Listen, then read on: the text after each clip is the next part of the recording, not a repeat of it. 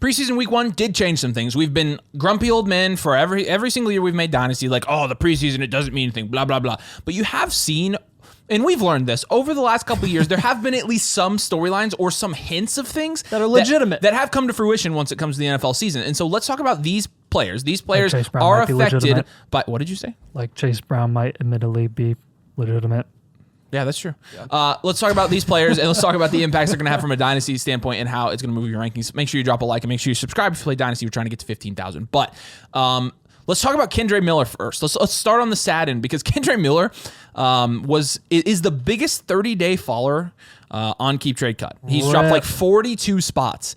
And it was all because, or mostly because of, and we were doing a live stream and somebody pointed this out to me, but apparently Dennis Allen had this quote and he said, "You can't make the roster from the training room." That's what he said. And so people, everybody, I can just imagine. Yikes. I can just imagine people on their phone and they're reading it and they're like, oh, and they immediately go to Keep Trade Cut and they're like, Keep Trade, cut Kendre. Like immediately. Yes. You know people are just sprinting to fade somebody whose coach says that about them. And with Kendre Miller, there's a little bit of truth to it. I mean, Kendre Miller is clearly going to have to stay healthy to have any immediate impact or any impact at all on the field. But the longer he goes without showing that he at least flashing some upside for the Saints, the less they're going to care if they don't even play him at all. If he doesn't even make it into the rotation. And honestly, with the Saints, this is an offense that I don't want to buy into a ton anyways. Now, Kendre admittedly is a guy that we've been pretty high on this offseason. And I do think Kendre Miller has a lot of upside. With that being said... Well, value upside with the Dynasty community treating him like an alpha after Alvin Kamara is out the door.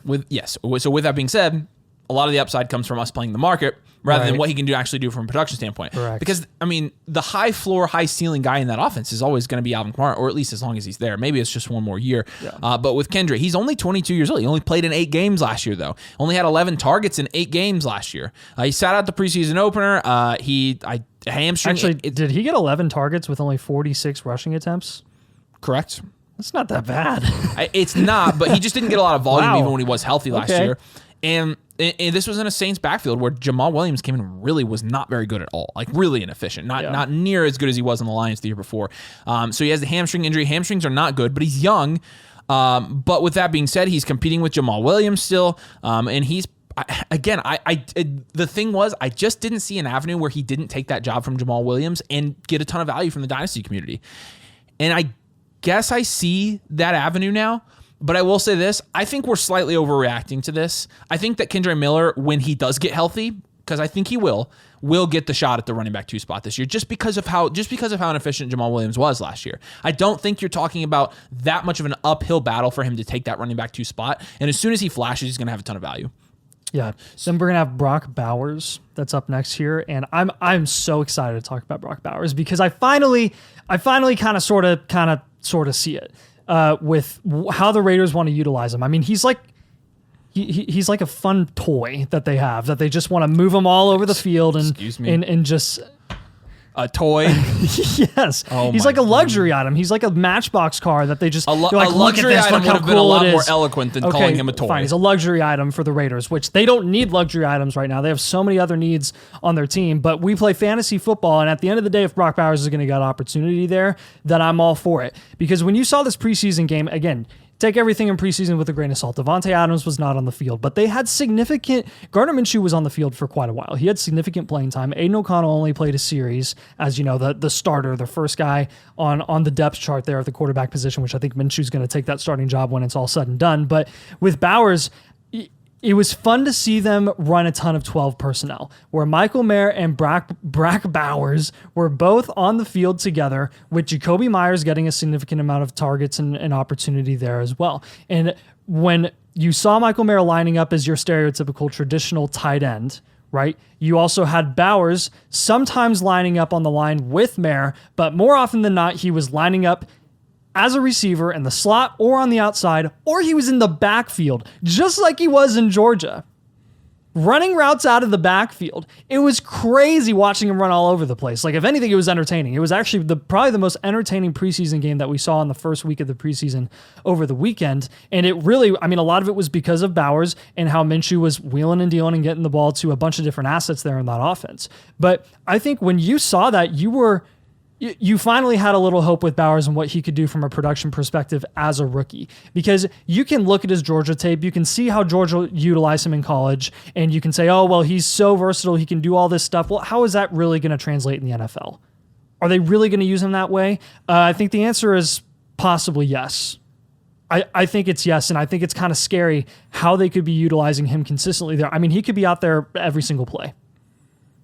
Legit, with Michael Mayer. And what does this say about Michael Mayer? Number one, it means that he can still get a decent amount of targets. Is he going to be super productive and have, a awesome, amazing high ceiling as a tight end? No, but he could be serviceable, and maybe you can plug him in here and there as a backup. But he's not dead in the water, I don't think. When you're seeing what he's going to be doing, he'll be on the field. And with Bowers, we gotta temper our expectations a little bit, because again, Davante Adams is objectively going to get the majority of the targets there. Jacoby Myers is going to eat into Brock Bowers' workload. But, I mean, Brock Bowers could get freaking carries. You're lining him up as a fullback. So, this is definitely something that we want to monitor throughout the preseason and see how much he's utilized in this way. And I think the buzz is legitimate with what Luke Getsy is looking to do with Bowers in that offense with Minshew or O'Connell. I don't care who's at the quarterback position, but get excited and get ready to have some fun watching the Raiders this year, more than we've had in a while watching that offense. Before we go to the next guy here, flockfantasy.com/domain. If you want a team blueprint breaking down your dynasty team, this is personalized advice that Nathan and I sit down and do for your dynasty teams. You can get a free team blueprint with the annual Motherflocker tier when you sign up at flockfantasy.com/domain and use code domain. But you also get our dynasty rankings. You get our My Teams tool. You get our Discord community. You get our ADP database. You get all of it. Everything you need to be successful, not only this year, but going into next offseason for your dynasty team. And as you prepare for this season, we have it over on the site for you, and we're here to help you do it. So flockfantasy.com/domain. Like I said, use code domain. Annual Motherflocker tier gets you a free team blueprint. You also get 30% off any other team blueprints after that, and we can help you with your dynasty teams. But let's get back to it. There's been a lot of talk about Drake Maye this offseason already, just based on the fact that, the Joe Milton stuff and Colin Cowherd, we talked about this in a video, and we're like, this is legit stupid. But in the first preseason game, you saw Drake Maye come out, and he was the first quarterback on the field for the Patriots. Jacoby Brissett, obviously the starter there, right? Because Jacoby Brissett didn't play, but Drake Maye came in, and Drake Maye was the first guy there, right? And then they put Joe Milton in. And Drake Maye didn't play a lot. Like, when you're looking, there's a tweet from Mike Rice, and he's an ESPN reporter covering the Patriots, and he tweeted top rookie QBs and how many snaps they've played in the preseason opener. You see guys, Justin Fields, Mac Jones, JJ McCarthy, Kenny Pickett, all 30-plus snaps. And guys like Anthony Richardson last year at 29. And then at the bottom is Drake Maye. 7 snaps is what he played. Bryce Young with 11, CJ Stroud with 12, Jaden Daniels 12 as well. So this is the least amount of snaps that you've seen a guy like this get in the past couple of years. And a lot of people are taking that in conjunction with Joe Milton throwing a 38-yard touchdown, which as soon as I was watching it live, and as soon as it happened, I was like, oh, I'm going to have to explain this one. Oh, boy. Because, again, we look at Joe Milton and people are like, Joe Milton's popping off or something. I saw a bunch of things like that. Like, I got a headline. He was like 4 for 6. Like in preseason week 1. You know who's the ultimate preseason pop offer? Sam Ellinger, and no one ever says anything. Oh my God! Yes, exactly. That is very true. This is when you know that the anti-hype is ridiculous, right? This is when you know that whatever is going on with mainstream media, whatever they're saying about Joe Milton, you can just throw it away, right? Because this isn't a schematic thing. This isn't like Brock Bowers is actually being utilized like he was in college. Right? This isn't like the Raiders are playing a lot of 12 personnel with Mayer and Bowers both on the field with their first and second team. This is the third string quarterback for the New England Patriots, who are already depleted of talent. Already. What do you expect from Joe Milton? What do you expect from him? We knew he had a strong arm. We knew that he had some really, really great flashy plays in college. Still went was he even drafted? Or you go in the 6th, 7th round? Yeah, he was drafted. He was drafted in 6th round. Yeah, something like that. So it doesn't matter. It's Drake Maye. Like, I really don't know what people are expecting here. I mean, it was a big enough deal when Brock Purdy finally took over that room as the third string over Jimmy G and Trey Lance.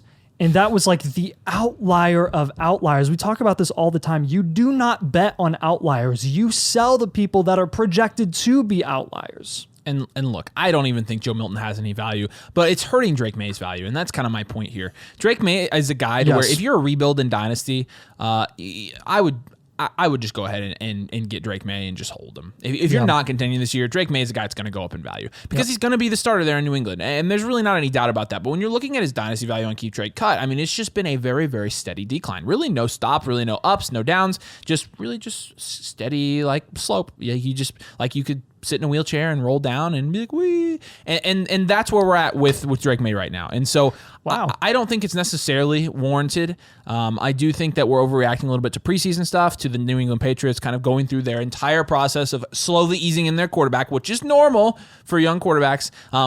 Since we are playing Dynasty, I think next year, week 1, Drake Maye is the starting quarterback no matter what happens this year. I think there's a good chance he's starting before that. But with Drake Maye, I'm not overreacting to anything that happened this weekend. I'm not overreacting to anything that's happened in camp, and I think he's a good asset for rebuilding Dynasty teams to go ahead and take advantage of right now. And so be sending some trades for him. He's value equivalent to George Pickens right now in Keep Trade Cut, Isaiah Pacheco, Jonathan Brooks, T. Higgins. He's going down into that mid to late 6th round range in Dynasty startup drafts, and I'm going to pounce all day at that price. I'll go send some trades for Drake Maye.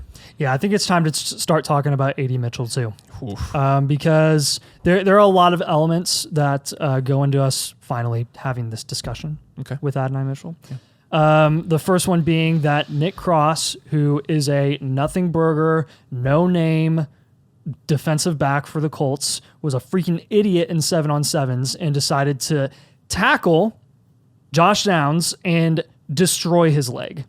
And by destroying, I mean high ankle sprain. It could have been a lot worse. Well, in 7-on-7s.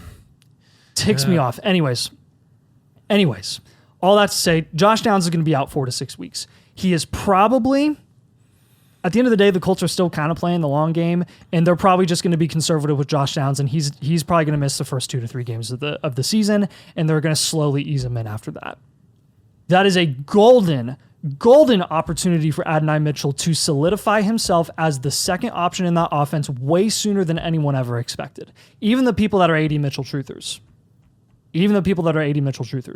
One of the reasons that I think this is actually pretty possible going into 2024 is in their first preseason game, he was taking reps from the slot. Adonai Mitchell is a guy that has a lot of the reason that we've been pretty low on him from a dynasty value perspective is believe that he is kind of a one-trick pony where he lines up on the outside. He's going to be competing with Alec Pierce for first team snaps, and he's going to be more of a deep threat guy, especially to start off his career. Now he's being pushed into a role that not a lot of people expected with Josh Downs being out. He may be asked to fill that Josh Downs role, which is taking some snaps from the slot and getting some short to intermediate targets, which way increases his floor. Big time. Like this is some serious stuff. Yeah, and I'm I'm a little bit less excited about Adonai Mitchell just based on the fact that I wouldn't say that I'm any more excited about Adonai Mitchell as I was previously. I'm just saying that it's definitely something that you want to monitor going into the beginning of the year if you are a big Adonai Mitchell fan, and something that we as Josh Downs truthers, I still stand by Josh Downs. I'm still a Josh Downs truther. I think that he is the number 2 option, but that's something that we're going to have to follow. Yeah. Well, and I don't necessarily think that what we saw from the Colts, which it was pretty much a dumpster fire. The offense looked awful. Look good at all. No. Richardson looked bad. Jonathan Taylor didn't really look that good. Nobody really caught a pass. And so, I mean, Michael Pittman had 1 target with the starters, and Adonai Mitchell, while he was playing with the starters, didn't even have any targets. He got some targets from Joe Flacco. He had 1 catch. But when he played more serious, so you saw a little bit more on how he was lining up. I looked more at the formations and where he was lining up on the field more than the actual targets, and he was on the inside. So he was off the field for the 3 wide receiver sets, right? Alec Pierce played 7 snaps, Michael Pittman played 7 snaps, Adonai Mitchell played 5 snaps. And so I don't think this necessarily tells us yet. I not only don't think this tells us Adonai Mitchell is the starting, I don't think it tells us that he's the starting wide receiver yet. You can call me crazy. I still think Alec Pierce could start. And when Josh Downs comes back, obviously with Downs out, they're going to put Adonai Mitchell in the slot over Alec Pierce. Yeah. Adonai Mitchell and his speed, it's a lot better fit than Pierce. Pierce is really just a one-trick pony. Pierce is going to start, but again, when Josh Downs is out to begin the season, it's Pittman, Pierce, and then Mitchell. I'm just Mitchell's going to be on the field, which is a way higher expectation than we ever had to begin with him. Like we thought that he was going to. He will be on the field, so he will have his opportunity. Right. I think he will be playing a little bit out of position. I don't think he'll. I definitely think he'll be moved back to when Josh Downs comes back. Josh Downs will be the slot wide receiver there. Josh Downs is a far better. That is something that we both stand by, hands down. For sure. But again, if you're a holder of Anthony Richardson, or if you hold AD Mitchell right now and you start seeing his opportunity in the first couple weeks of the season, just be ready for when Josh Downs comes back, because that could be decreased. He might be like a flip candidate in the middle of the season. Right, where you end up just early season where people are like, oh, look at all the opportunities he's getting. Look how much he's on the field. Might want to just ship him off for when Josh Downs comes back. Let's talk about Braelon Allen. Braelon Allen is a guy that came out in week 1 of the preseason, and I think, I'm trying to find the stats here, but I think he had 9 carries for like 54 yards or something like that. And he looked really good. He looked like he could run the football at an NFL level. He looked like the number 2 back in the Jets offense from a depth perspective, from a depth chart perspective. I think he could be the number 2 back there. And he looked like he could be a solid handcuff this year. And so what this means is that his dynasty value is probably going to see a pretty nice uptick here. And I honestly don't think it's necessarily a bad idea. We liked Braelon Allen early in the process. I really liked Braelon Allen in the process. And then I got into some of his metrics, and I'm a numbers guy, and so I was like, I like him less. And so now he's the running back 46, and you look at his positional rank over time in Dynasty. It's gone up and down and up and down and up and down. He's value equivalent right now positionally to guys like Tyler Algier, Alger Gaston, Keaton Mitchell, J.K. Dobbins, Bucky Irving, but overall Malachi Corley is in there as well. Marvin Mims, Michael Mayer. So not really worth a ton, but worth something. Worth enough to where I don't think you're getting him for free. You're getting him as a throw-in for some deals. But with that being said, I think he's the favorite to be the handcuff there in New York. Yes. And my main issue with projecting any type of production for Braelon Allen this year is that Breece Hall is going to get every valuable touch in that offense. I mean, he's going to get every target, right? If Braelon Allen's not a receiving back, there's no room. He's going to get the red zone touches. They're not going to take Breece Hall out for the red zone stuff. It's. I think this was Braelon Allen showing that he can compete and perform against second, third string NFL defenses in the preseason while they rest their clear workhorse starter who's going to get every valuable touch. Sure, he's a good handcuff. If you want to say, okay, I have Breece and I want to go get Braelon Allen as insurance to my Breece shares, that's probably the best way to do it. I would do it as a throw-in deals. I would not go out and send specific trade deals for Braelon Allen unless you're getting him for at most a late third, probably. Right. Outside of that, I love his upside. The fact of the matter is he's stuck behind one of the best running backs in the NFL, a top 3 running back in the NFL who's going to get every valuable touch in that offense. And so even though he showed out, and even though I like Braelon Allen, this is one where I am going to say probably not going to amount to anything, so let's chill just a little bit on Braelon Allen. But looked really good, and I would be thrilled if he hit. The dude's huge. You saw him at the combine standing next to all those running backs. You were like, he looks like a man among boys. But he legit did. And so, look, if he pans out, it's great. I just don't see the opportunity there for him. So yeah, now I do see the opportunity with Xavier Worthy. Again, very similar to AD Mitchell, where he's kind of just being pushed into the starting role earlier than we expected because a guy in front of him got hurt, right? Hollywood Brown goes down, out 4 to 6 weeks with a collarbone injury, which was like the exact same injury that Tyreek Hill had in 2019. So that was interesting. But with Worthy, he is someone that we thought, Hollywood might play the same role as him, and they might just take away from each other, and Hollywood honestly might just get most of the starting reps for the first year. Now Worthy's going to be the starter week 1, right? He's going to be on the field with Kelsey and with Rashee Rice, and like he's going to be the second wide receiver option there. Mm-hmm. So that's really exciting when you're looking at, obviously, Patrick Mahomes throwing him the ball. The situation really hasn't changed, right? He's still on the Chiefs. They're still going to play the offense that they're going to play. They're probably going to run the ball a significant amount with Pacheco, who Pacheco looked awesome in preseason against that first team in the Jags. Yeah. But with Worthy, again, it's kind of one of those things where we don't want to overreact because of anything that they did in preseason, but you do want to look at the situation. You do want to say, hey, he's going to be in a role sooner than we expected, and there might be some opportunity for volume there that we didn't initially see coming this early in 2024. Yeah. And then last year, let's talk about Sam Darnold. And from a price perspective in Dynasty, in Superflex leagues, he's a quarterback 37. He's equivalent to a late third right now. I will say this. I will send any third-round pick right now for Sam Darnold in Dynasty. No question, not thinking about it. Don't care who the third is next year. Don't care what I am sending a third for Sam Darnold. Why? Because I think there is a better shot than not that he starts more than 6 games this year. Look, JJ looked good. JJ had the pick up front, and then after that, against the first team, and then he schooled the second and third teams. Which is good. You want to see that. You want to see that from the guy you picked top 15, right? Yep. And he looked good. He honestly looked pretty good.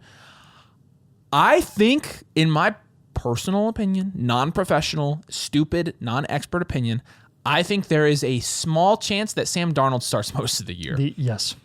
Because with Sam Darnold, O'Connell's perfect for him.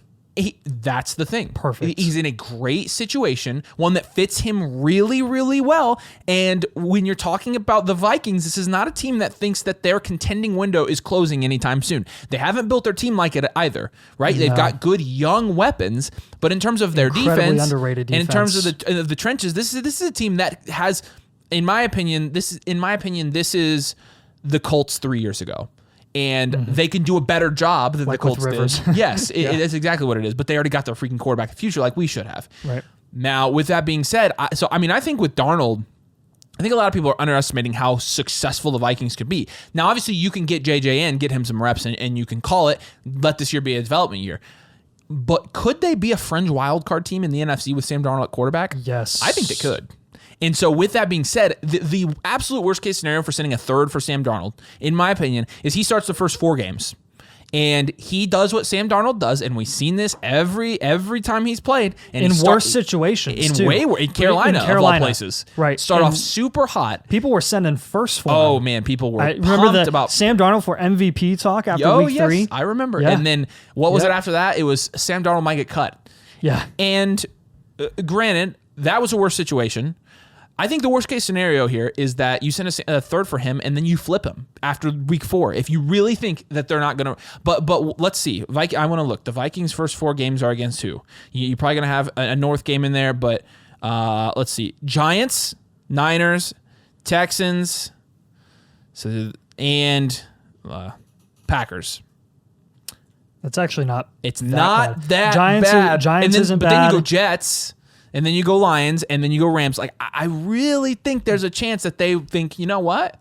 Even if they're 500, we could do this. Right. We could do this. Let's roll with Darnold. Let's let JJ keep developing. We'll roll with him next year. And Darnold's on what, a 1-year deal?